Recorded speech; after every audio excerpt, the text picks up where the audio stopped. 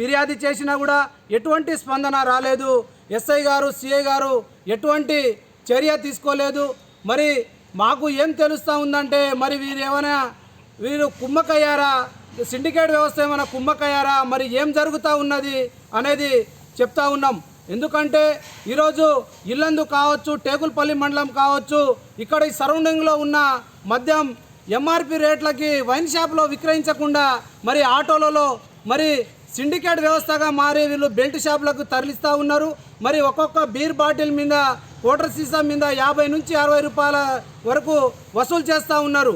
అంటే ఈరోజు తెలంగాణలో ఉన్న మన గిరిజన బిడ్డలు మరి కూలీ నాలి చేసుకొని బతుకుతూ ఉన్నారు. మరి లంబాడి బిడ్డలు కావచ్చు, ఆదివాసీ బిడ్డలు కావచ్చు, వాళ్ళకు వచ్చే కూలీ రోజువారీ కూలీ 300 రూపాయలు వస్తుంది. దాంట్లో వాళ్ళు ఆ డబ్బులకి వాళ్ళు తాగడానికి సరిపోతుంది.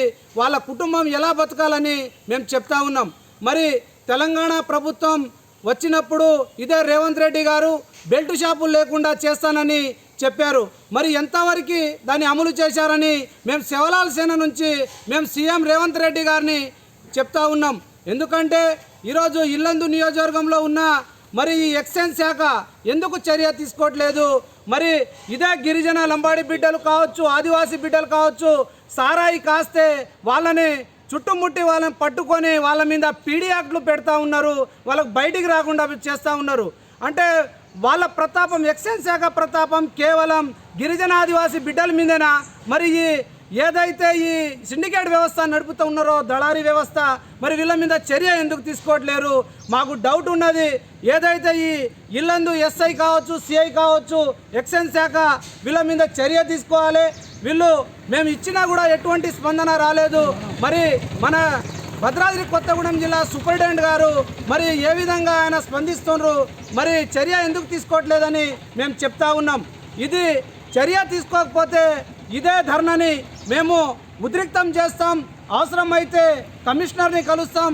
అవసరమైతే ఎస్టీ కమిషన్ దాకా కూడా మేము పోవడానికి సిద్ధంగా ఉన్నాం. కాబట్టి ఏదైతే ఎక్సైజ్ శాఖ ఇప్పటికైనా చర్య తీసుకోవాలి. మీకు ఒక 20 రోజులు సమయం ఇస్తూ ఉన్నాం. మీరు చర్య తీసుకోకుండా, ఎటువంటి కేసు నమోదు చేయకుండా మీరు ఉంటే మాత్రం మిమ్మల్ని ఏం చేయాలో మేము చేస్తాం. శివలాల్ సేన నుంచి మేము మీకు హెచ్చరిస్తాము అని మేము డిమాండ్ చేస్తూ ఉన్నాం. Thank you. జై శివలాల్. జై శివలాల్.